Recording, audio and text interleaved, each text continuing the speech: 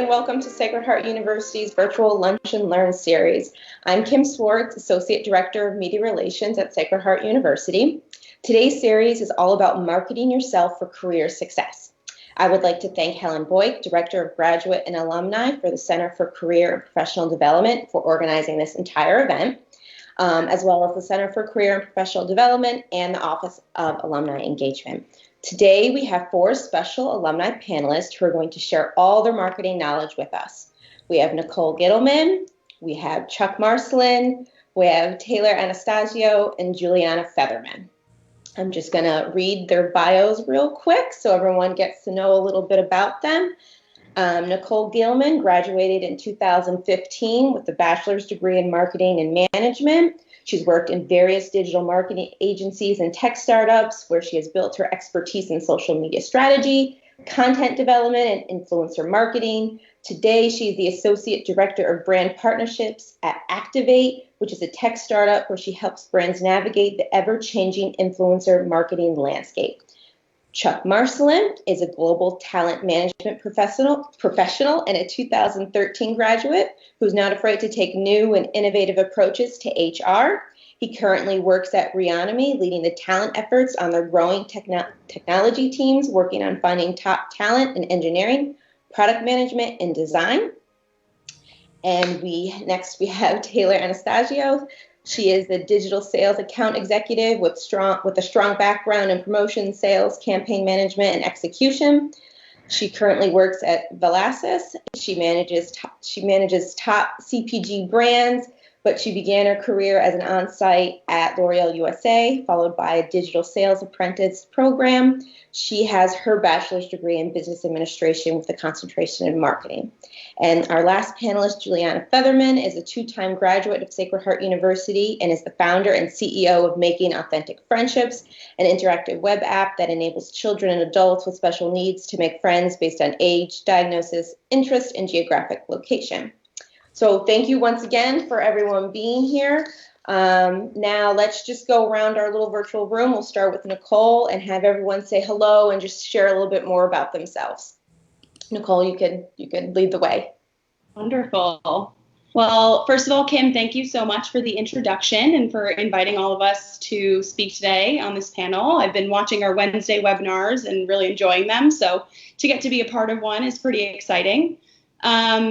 Again, you did a great job sharing a little bit about, myself in terms of my career. I guess other information to share about me that's relevant for this conversation today is, about my involvement during my Sacred Heart days. So, I think I tried to be as involved as I could be, taking on positions in student government and Panhellenic to really, frankly, help myself dive into the career that I have today. I think those experiences we had at Sacred Heart in Greek life and, across all organizations helps to prime everyone for marketing themselves, which we're talking about today, in their career. So I wanted to share that about myself as well. Great. Thank you, Nicole. Now, Chuck.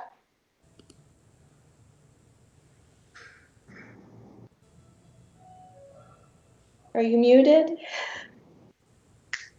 Sorry, I'm a PC guy, yet my company gives me Macs. But thank you for the introduction. I'm excited to be here with you all today. I'm just excited to share kind of my experiences from hiring people, my experiences from being in the job process and how to potentially and professionally market yourself. Like Nicole, I was pretty involved at Sacred Heart, so I've done really everything, and I don't know. I'm just excited to share my experiences and be on an awesome panel with some phenomenal people. So thank you for having me, and I'm eager to answer any questions. Great. Now, Taylor? Thanks, Kim. Yeah, so again, my career also started at Sacred Heart University. I was a part of the Sacred Heart dance team and did a bunch of internships while in school, which kind of kick-started my career. You kind of went through a lot of what I've already done at Velasas, but again, I did start on site at one of the largest beauty companies in the US at L'Oreal in New York City, followed by being selected to participate in a sales training program for our digital capabilities. And now I have been selling including L'Oreal and other large CPGs for Velasys to include digital marketing. Wonderful. Thank you. And Juliana? Hi, everyone. Glad to be here with you guys. Thank you, Kim, for the introduction. As everyone else here, obviously, I have experience with marketing. I have my own business, so a little bit different from the entrepreneurship standpoint. But I'm excited to share with everyone a lot about how I grew not only on social media, but also pitched myself to some really big platforms such as Forbes, Lifetime, CNN, Fox, all these amazing opportunities I've gotten to market myself and let the world know about my business and what I'm doing. And of course, I credit a lot of that to what I learned at my time at Sacred Heart, from holding leadership positions in the Autism Club and the captain of the cheerleading team, to just being on a campus that is very inclusive and such a community. It has all helped me grow to the person I am and be able to market myself as this person. So I'm excited to share. Wonderful. And you just said marketing yourself. So thank you all for those introductions. So now we're going to get right into those questions. For all the panelists, we'll start with Nichole. The first question, what does marketing yourself mean to you? Yeah, so, we've been talking a lot about this in preparation for, this webinar today, and I certainly don't want to boil down what marketing yourself means to a single statement, but I think at the end of the day, it often comes down to being yourself. And, as we enter college and, navigate through Sacred Heart, which is where, of course, all of us went, and then navigate through starting your career, you're faced with moments where you need to understand who you are and what your goals are and, what your sort of next steps might look like based on, what your heart is feeling, what your skills and experiences, can provide for you. And I think, when you have a clear understanding of what all of those things are, again, your goals, your skills, your experiences, you can start to effectively build a personal brand for yourself. But again, your personal brand is you, and it's important to make sure that that marketing yourself, is something that you do the same to all groups that you're engaging with. I used this example the other day, but when you walk into an interview, it's just as important to be as friendly to the person at the front desk asking you if you need a glass of water as it is the person that you're interviewing with. So I think just holding your values and your goals, with you at all times is a big part of marketing yourself, and, using those goals to, again, just find ways to, in a concrete way, in a tactical way, show them outwardly through your personal brand, whether it's through writing thought leadership content, living those goals out loud by being friendly and kind, to those people you interact with in all sorts of business. I think, again, it's really about being comfortable with you and, setting expectations for yourself. Great. Anyone, Chuck, anyone else want to chime in? Taylor, Juliana? Yeah, piggybacking right off of that, and one thing that I think Nichole mentioned that I hold true is goals. Marketing yourself to me is just identifying what your goals are for your future and then making sure that your goals align with how you're presenting yourself out there. So I'm very big on what your brand is, how you're presenting yourself on professional social networks and even just personal social networks as well. If your goal is to be a CEO like Juliana, then you need to do things that align and show how you are that person. If you are acting if you want to be a CEO, but you're acting like someone or acting in a way a CEO wouldn't act, it just doesn't align with your actual goals that you're trying to obtain. So identifying what your goals are, I think, is the biggest part of marketing yourself. And then from there, making sure you do things that align with that, joining LinkedIn groups, being at networking events, doing things that will make you the person that you are trying to be. And for lack of a better term, is that's the most successful way to get to your goals, is just making sure that you are doing the steps that are needed to get to where you want to be. Great answer for sure. Taylor, Juliana? Yeah, I think I'll just add to that. It's important to know that marketing yourself really never ends. You kind of start with it in the beginning of your career right in school at Sacred Heart, for example, and it really never ends. It gets tweaked and tailored based on what you're trying to achieve or the next step you're trying to take. And in those cases, you really want to make sure that you can find ways to make yourself stand out, make yourself be remembered, while also staying true to yourself, but just knowing that it really never ends, and just gets tweaked. Great, thanks. Yeah, I think that's a really good point, Taylor, and obviously I resonate with a lot of what everyone said. It is a little different for me, obviously, corporation versus working for myself. And of course, there's pros and cons to both. But for me, I'm not technically answering to anyone type thing. So as like an entrepreneur, it's really great for me personally because I kind of make my own rules, which I love. But I think that holds true in any position. I mean, I think you need to market yourself the way you feel fit. I think social media, there's a lot of like putting yourself in a box, both literally and figuratively. I think when I first started trying to grow my social media and all of that, a lot of people tell you there's all these rules you need to follow, whether it's following a certain aesthetic or posting a certain type of content. And of course, that is important to consider. But for me, in growing to where I've grown, I've learned that those rules, like, you don't necessarily have to follow them. If you want to market yourself in a certain way that doesn't necessarily have an aesthetic or align with whatever people say you're supposed to be doing, that's not necessarily a bad thing. So from my standpoint, I think you just need to market yourself, again, for what Nicole and others said, is truly for who you are and what you feel is best for yourself and your business or whatever it is you're doing. And if you do that and follow through with yourself wholeheartedly, then your customers or whoever is going to respond well. And that's pretty much how I built my brand. Great, thank you. So knowing that, everyone's going to market themselves differently, what are some tips? How can our students and graduates market themselves and prepare themselves for their interview? I know everyone's path is going to be a little bit different, but what are some tips? How do they make themselves stand out?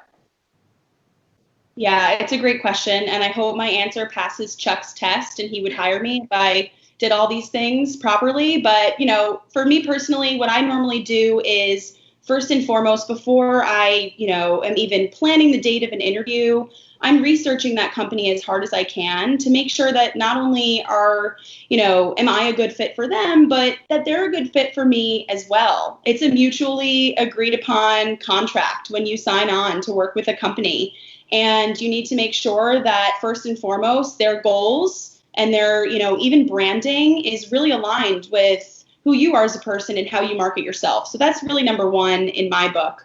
And then beyond that, it's taking a thoughtful approach throughout the whole process. It's sending genuine thank yous and being transparent. I've had, plenty of calls with recruiters and brands that I actually recognized at the end of the call maybe weren't the best place for me to go or to work.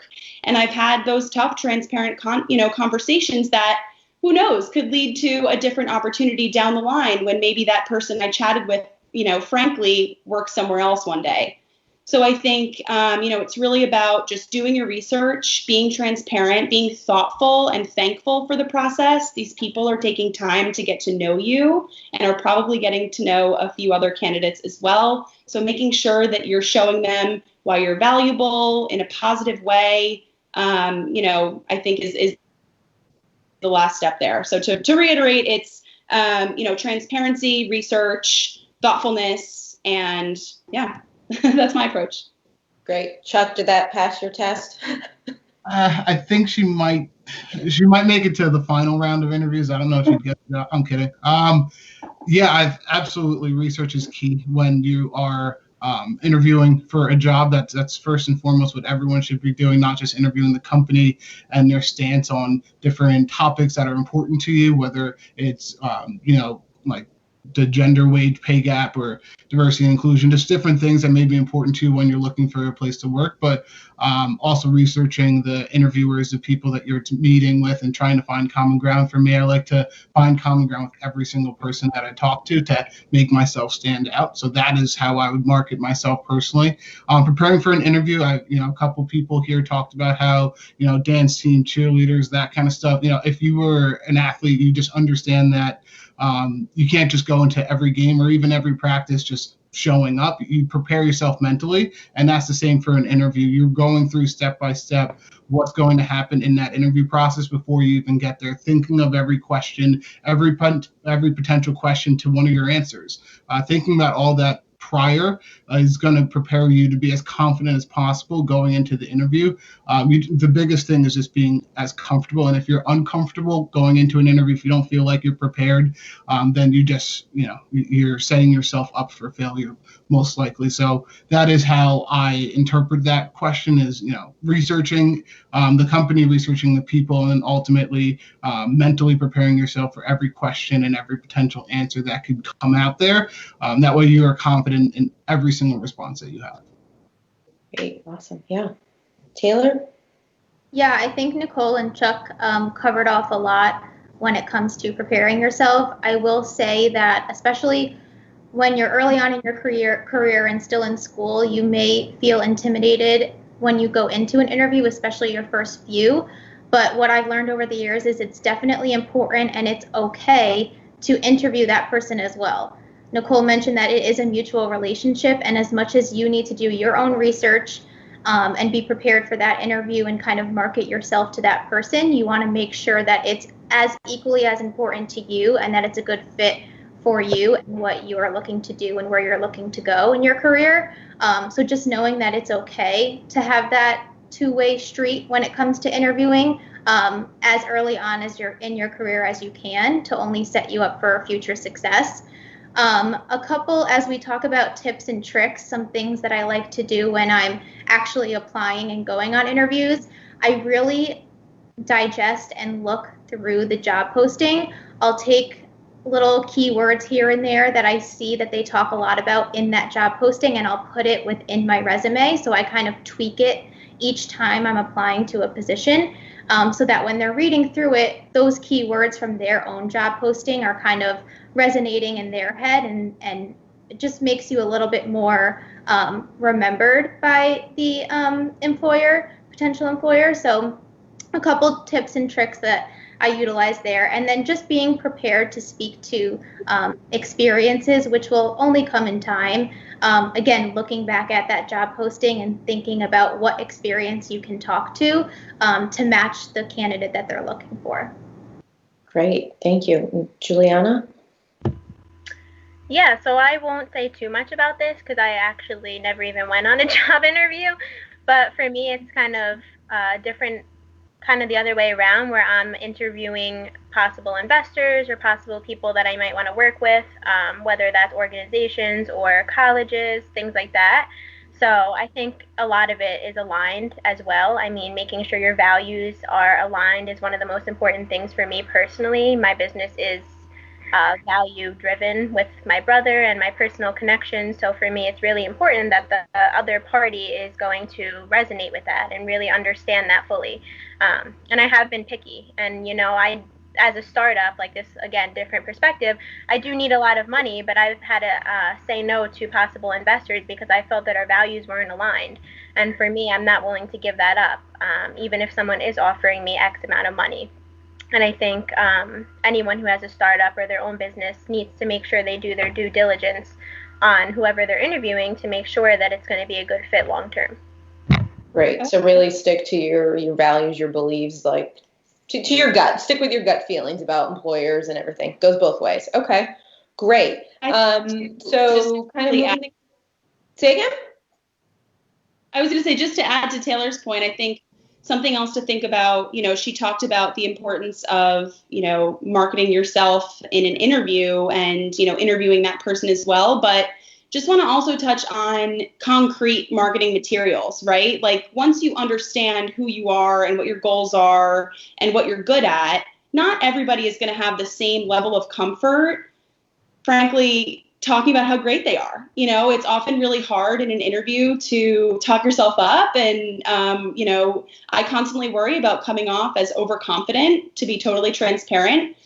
So one recommendation that I've always made to friends who I've had these conversations with is to, put your best foot forward on paper or in a blog and use materials that maybe aren't your voice to help amplify your worth. if you don't feel so comfortable all the time, like maybe I do, talking about my experience and, my value as it relates to an opportunity. So just a reminder that not everyone, is going to be able to sort of rah-rah, be their own cheerleader. Everyone certainly should learn how to be, because it's a great skill, but know that you can rely on other resources and, put your best foot forward in a digital way, so to speak, via a resume, a cover letter, a website, that'll have just as strong of an impact as your voice. Thank you. Anyone else want to add anything to that question? I like that, Nicole. That's a really good point. Yeah, and I agree. And the biggest things to do that is just certifications. In different areas, you can get certified, whether you're an IT person, an engineer, a marketer, a project manager. Getting those certifications from an employer standpoint will make you stand out, because those are things that we'll filter for some roles. Looking for people that have XYZ certifications will ultimately put you to the top of the pack. And that's digital and not something that you'd have to brag about. Good to know. Okay, great. So kind of tying in, let's talk a little bit more about social media here. What are some methods to effectively market yourself through social media? What can people do there? Yeah, I can jump in here as well. I know Taylor and I are kind of the social girls on the call today. I work in influencer marketing, and a big chunk of my team's day is spent looking at social creators, people who have reach and influence online, and frankly, making judgment calls on them based on their personal marketing, and making recommendations to brands as to who they should work with based on, alignment in terms of, again, all these things we're talking about, like goals and aesthetic, etc.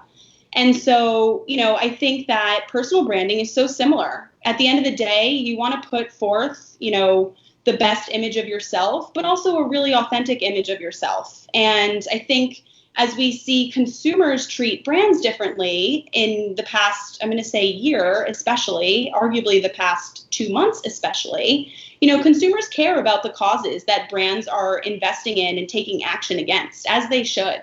And I think that the same is said for personal marketing. If you're, to Chuck's point, going to go into an interview, it's important to know that if, I'm going to say it, if racial injustice is important to you right now, it may be really important for you to understand what that company is doing against that cause by your side, right? So I think just making sure that you're using social media to, of course, share, all the great skills and experiences you have on everything from LinkedIn to potentially a personal blog, to also your personal social channels, which many employers, if not all employers, will review before making you an offer. It's really important to make sure that you are putting forth the same person to this company that you're considering working for that you are to your friends and family online. So I think remembering that and making sure to craft messaging that you are comfortable sharing with your grandma as you are with the CEO of a company you may work for is so, so important. And again, also making sure that those companies you're considering, those brands you want to work for, are also using their social media, in ways that impress you, I think is another thing to think about as well.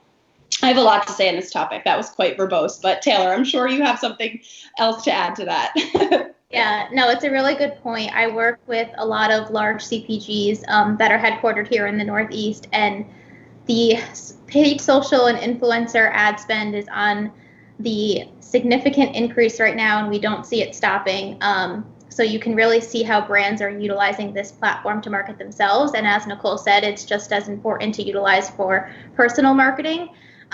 So just something that I'll touch on, I won't talk about everything Nicole said, but beyond your own page and marketing yourself and what you're going to put in your pictures and on your own objective on your own page, I think it's really important to find those brands that you can interact with and that match your beliefs and what you want to do in your career, and really make sure that that interaction is going on social media, that gets your name out there. Share posts, comment on them, like them, create them, follow as many brands as possible and companies as possible that fit kind of what your personal beliefs are. And that's only going to get your name out there more. So it's a really effective way to utilize social media, especially with LinkedIn. It's I would say probably the first step that employers take to kind of look you up. So the more that you can interact and post about yourself and those causes that you believe in will really help you effectively market yourself or your career. Great. Awesome. Anyone else want to jump in on this one? Good? I'll say something. Sure. Yeah. I was just going to say that I'm on the other side of the computer screen, so I'm actually the influencer myself. So I want to talk a little bit about growing that. It's a little different, obviously, but for me, in growing my kind of big social media following now, is just really following brands, again, like people said, that align with my mission. So I follow any, other organizations or individuals that align with my mission of my business. And social media is just such a great way as an entrepreneur to find potential customers. And really, that's how you can find them from near and far. I mean, when I initially launched my app, I was able to get users worldwide almost immediately, and that was solely because I had followers on my Instagram that were overseas, and they follow my page closely, and that is the sole reason why I was able to go global right away, because of that. And I just don't think people understand fully the effect that it could have, because that's the only reason why I was able to do that, which is a huge milestone. So like I said, using relative pages, hashtags that align with your mission, and of course posting content that is not only true to yourself and your brand, but also that's going to align with your followers is super important. Great. Thank you. Next question we have so you guys have all had some pretty great careers and some job changing. How has your marketing pitch changed over the years? Will people see their marketing pitch change? What can they expect on that side? Anyone can jump in. Mine certainly has. When I was a senior in 2015, my second semester was spent primarily interning at a local agency that was based in Westport. And, I had the lucky experience to actually join a team of theirs that they had basically bought a company based in New York City that I started working for immediately upon graduation. After that, I worked for 2 months at a startup. On my second day of that job, the CEO was screaming at an employee sitting next to me, and I recognized that this was not a place that I felt comfortable working. And then since then, I've been at 2 other agencies. So, in my short career, I've certainly changed jobs a handful of times because I've wanted to, and because in certain scenarios I've had to because of my own beliefs, right? And I think your pitch changes as you build experience and frankly, as you go through different things. My experience at that startup I briefly mentioned that I was at for 2 months really shaped the way that I started looking for new opportunities. It put a major emphasis, for me at least, on the importance of believing in senior management at a company after, experiencing quite the opposite. So when I talk to a recruiter or, a company that's interested in working with me in any capacity, I am really transparent about where I've been and what I've gone through, because I often, to Chuck's point, find that other people can find common ground with, those unique experiences and poor cultural, scenarios that I've been in. So I think just shifting to constantly share what you've learned from your experiences, what you've recognized you won't stand for in your experiences, and what you're looking for, of course, which is really should lead your conversation. I think those are things that help shape, your pitch as you grow up. Great. No, thank you.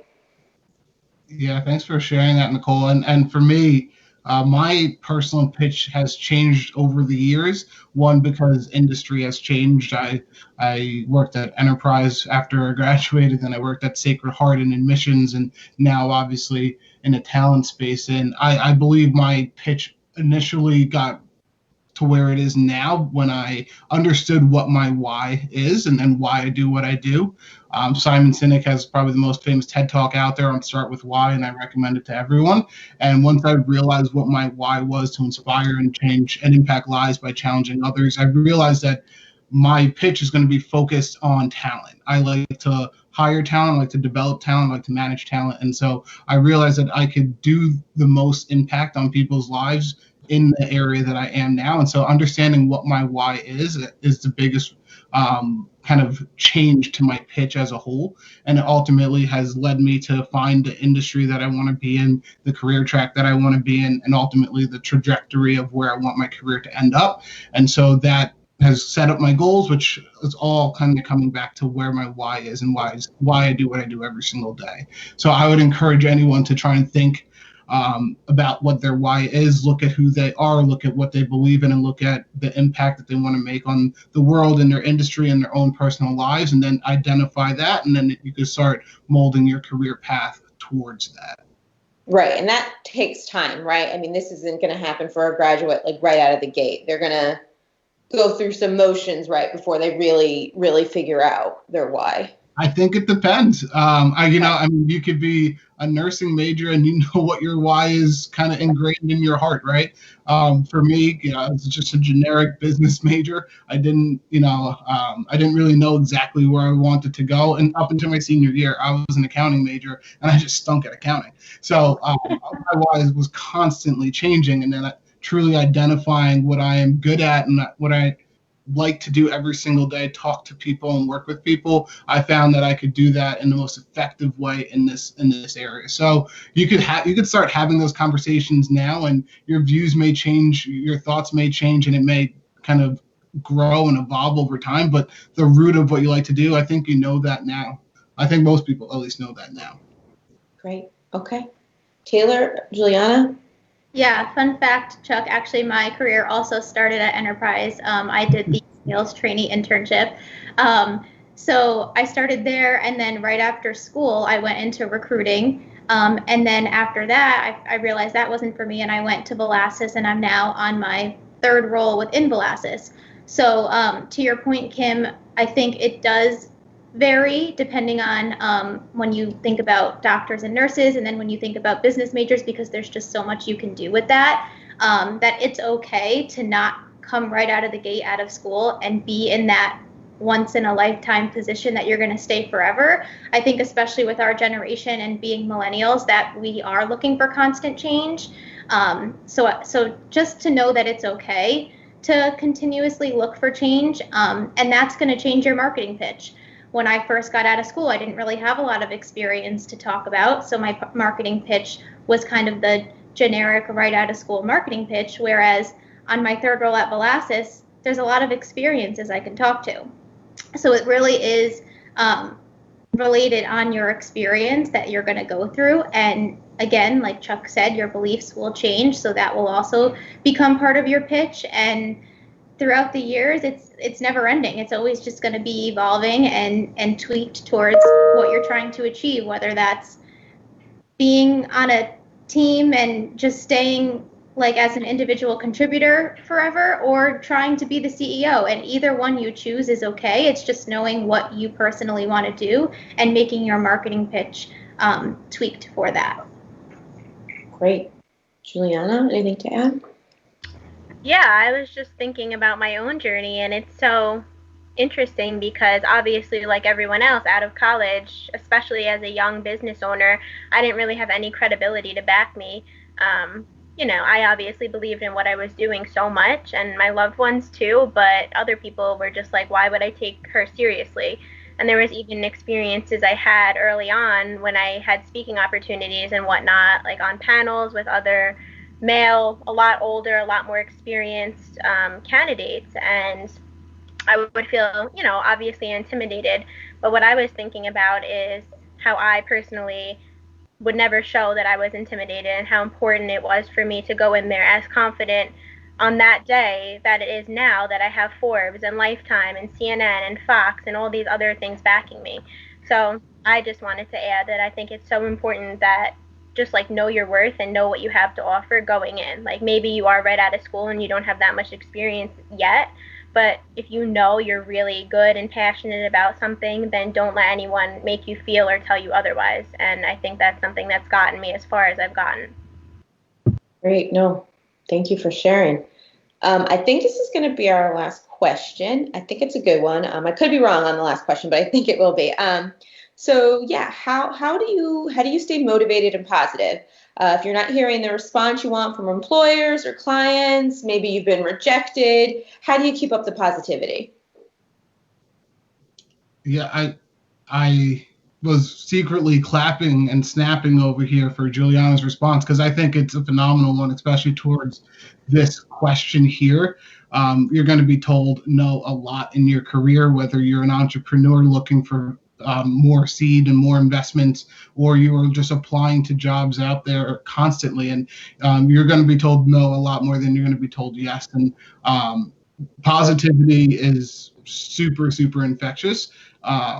It's hard to stay motivated. I mean, right now I had a one-on-one with my manager earlier today, and I told her that I was struggling to stay motivated and exciting just because of what's happening in our own backyard, so to say. But knowing what your end goal is, for me, knowing that I want to provide an amazing experience to others and people that I'm talking to every single day, that's kind of what allows me to flip the switch and really keep my energy and excitement alive and get people excited about the opportunities that I'm talking to them about. So when you're applying to jobs, when you're being told no, you just got to kind of continue to think about your end goal. I always compare getting a job to kind of getting into school.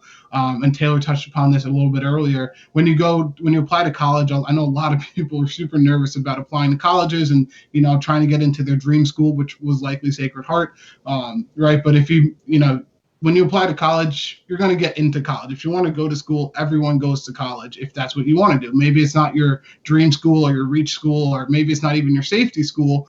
Maybe you have to go to community college, but getting a college education you can do. Same with getting a job. You may not get that dream job right out of school. Let's just say you want to work at Google. Maybe you have to start somewhere else to get there. But keeping that momentum and that positivity, knowing that you're going to get a job. It may not be the first place you apply to. It may not be the 100th place that you apply to, but you will get an opportunity. I think that's extremely important to keep yourself excited and motivated and continuously moving forward in this process. Great. Thank you. Yeah.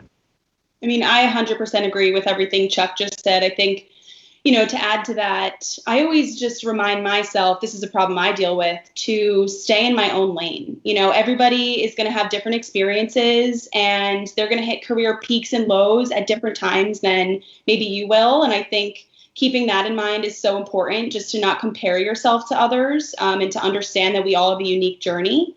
No one's career trajectory is, I think, linear. I think that's a commonality that we all share. And one other thing I would mention too, and I speak to this having, gone through some hardship in my career and, frankly, been in periods of unemployment, and it's not easy being rejected, but it's also, something that we learn outside of our career early on as well. Maybe you didn't make a team, maybe you sort of were rejected by a friend. And I think it never gets easier, but just understanding that, to my point earlier, an employment agreement is a mutual agreement. And just because one company may not want to move forward with you, doesn't mean that there aren't plenty of others that will. And it's just about finding those matches. It's almost like a dating game, it's finding those companies that care about your value, have the same values that you do, that are a good fit. And it might take some time to find that perfect option. But I think, just continuing to remind yourself that it may not be a reflection of your skills and experience. It could be that there was a candidate who has 1 year more experience than you do. I think just remembering why you're important, or what your value is and what your marketing pitch is, and staying positive through whatever form of self-care keeps you positive is, really important. That's a really good point, Nicole, especially nowadays. I don't think there's really any type of linear career growth. For example, I was 2.5 years into my career and I went from being an on-site at L'Oreal as part of Elasis to being selected into a training program. So I kind of went from doing day-to-day work for my company to 6 months of having to be in a classroom behind the scenes learning. But that was able to set me up for success in my now sales position, where I'm back out on the front lines of brand marketing. And so it's okay that it's not linear. You're going to have to take steps here and there to kind of pull back and learn and go through trainings.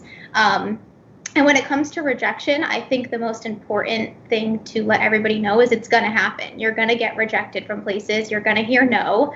But the way I stay positive and motivated is by my life motto, which is everything happens for a reason. And when I'm rejected from somewhere, I just tell myself that it wasn't meant to be. And it got me to where I am today, especially in this world of COVID-19 and everything else that's going on. I really believe in what my company does. Part of that is putting coupons and promotions for brands out there in the marketplace for consumers to save money and still be able to purchase the brands that they love at a discounted rate. So I think once you find what you are really passionate about in your job and you really believe in it, it will help you stay positive and motivated because you believe in it. And it will just make your day-to-day life so much easier. So I think just knowing rejection is going to happen, making sure you find your own ways to stay positive and know that everything happens for a reason and that just wasn't meant to be. And you will have a successful career. Great. Juliana? Yeah, I completely agree with everything you guys all said. I get rejected so much as an entrepreneur. I mean, in the beginning, I would cry about it, and now, of course, it still doesn't feel good, but over time, you do get thicker skin. And what's worse than hearing no all the time, which does happen, is not hearing anything, which I think a lot of people can also relate to with jobs, because I know that with jobs, a lot of time you're sending out resumes, applying, and you're not hearing anything back from 50, 100 places even, I've heard. So that could be really frustrating. And for me, it's a lot of platforms and a lot of news platforms, things like that, and they're so busy, obviously. So for me, it's just making myself stand out. But what Taylor said and what I'm going to say too is that you have to make sure you're doing something you're passionate about. Even if you're just getting a job out of college, you should at least, it might not be your dream job, but you should at least try to make sure, like I said before, your values align with that company and you believe in what they're doing. Because otherwise, on the hard days, you're going to want to quit. And that's the only thing that gets me through my hard days, is knowing that I am so passionate about what I'm doing, and it's for my own brother and my own family, and seeing the good outcomes, because you'll get eaten alive. And one last point is what Nicole said about comparing yourself to people. It's such a problem for our generation, such a problem. And I'm not talking only on, a business standpoint. I'm talking on a personal standpoint. Everyone's posting their whole lives on social media, whether it's their body, how pretty they are, how much money they have. And what kills us all as a society is comparing ourselves to each other. And it's the same for business. I mean, I can't sit out there and compare myself to these multi-million-dollar businesses. Otherwise, I'll cry all day. So I think it's really important, like she said, to stay in your own lane, keep your head down. Something my dad always tells me, focus on what I'm doing every day to get to my goals, and don't worry about what everyone else is doing, because you will just drive yourself insane. I think also one last point that is so important to share, and I've been on the other side of interviews and had the opportunity to interview, potential team members joining my varying teams that I've been on. Handle rejection with grace. It is so important to make sure that you are still saying your thank yous and letting people know who took time to meet you that you appreciate that time. Because like I said, you never know if, that director that you interviewed with at company X becomes the CEO of company Y, which is somewhere that you want to work one day. So, understand that no's are a learning opportunity, and that it's really important to take rejection with as much grace and thankfulness as you can. Yeah, I can't second that enough. Oftentimes when we reject somebody, it's may just be because there's a misalignment with what they've done and what we're looking for that specific role. But another role pops up, and they're one of the top candidates that we could have for that role. And so, just making sure that you do handle it with grace. I think is so huge. So I completely agree with that statement. Nobody likes to reject anybody. Nobody wants to be telling you no anyway, right? It's not fun for anyone. Right, for sure. And I can relate to this. My mom would always tell me, don't hold grudges, this, that, and the other thing. Even when you're leaving a company, perhaps you obviously have a better opportunity, and I think you guys would agree with this. In your exit interview, don't bash the company. Even if you have so many complaints, try to, keep the constructive criticism to a minimum, because you never know when you're going to need that recommendation from them. So don't burn your bridges. Don't burn your bridges. Yeah. We have time for one more question, and I think it's actually a really good segue, because you guys were talking, and Taylor especially, you were talking about some of the different, steps you've taken in your career. So how often should someone assess their career and decide to make changes to market themselves? What types of questions do they ask themselves as they're, maybe they're unhappy, maybe they think they're settling. How often, and what should people be asking themselves? I feel like that really depends on the person and what you're trying to achieve. I know, like I touched on earlier, in the olden days, maybe it was more common to apply to somewhere, start your career, and stay there for 30 plus years. But nowadays, you find it more and more that especially millennials are looking for change more frequently. On average, I think it's every 2 years, and that's okay. I think it really just depends, again, on what you're passionate about, what you're looking to do in your career, what you believe in. You can be at a company for a month or for 5 years, but when you feel like you don't believe in what they stand for, what they're doing anymore, and that's going to relate to the positivity and motivation, that's when it's time to reassess and maybe look at, maybe it's not going into another industry, maybe it is, or maybe it's a different position within that company or someplace else. So I think you will know. I think you follow your gut, and you know where you want to go in your future and what you need to do to get you there. So it's all about your own personal beliefs and the industry that you're in, and I think you'll just know. Yeah. One thing that I think is important to reiterate and just talk about in general is, especially for younger alumni out of school, let's say under 5 years or so, there's an old phrase out there: before you're 30, learn, and after you're 30, earn, right? When you're starting off your career, your first few jobs, you should be taking every opportunity that is constantly allowing you to learn and grow, develop new skills, and become the ultimate professional, so to say, right? And if you are at a company and you feel like your learning has stagnated and you haven't been able to learn anything new and it's not challenging you, that's a perfect time to start looking for a new opportunity. But if you're constantly learning new things and you're excited about going to work every single day, it may not be the right time to start assessing your career. I am a true believer in lifelong learning, and if you're constantly learning, then you're going to grow, and if you're growing, then you're going to be happy. But if the opposite is happening, then you're not. And so I believe this to my core: before you're 30, continue to learn, and after you're 30, that's when you should worry about earning the most money, right? Too many times we're focused on the job that's just paying me maybe a 5-10% more increase, but if for me, what's more important is constantly learning and developing as an employee. And I think that's where the true value is going to be, because you have a long career to earn money, right? That shouldn't be your main focus in your first couple years out of your career. So that is my big to-do and takeaway from this whole conversation.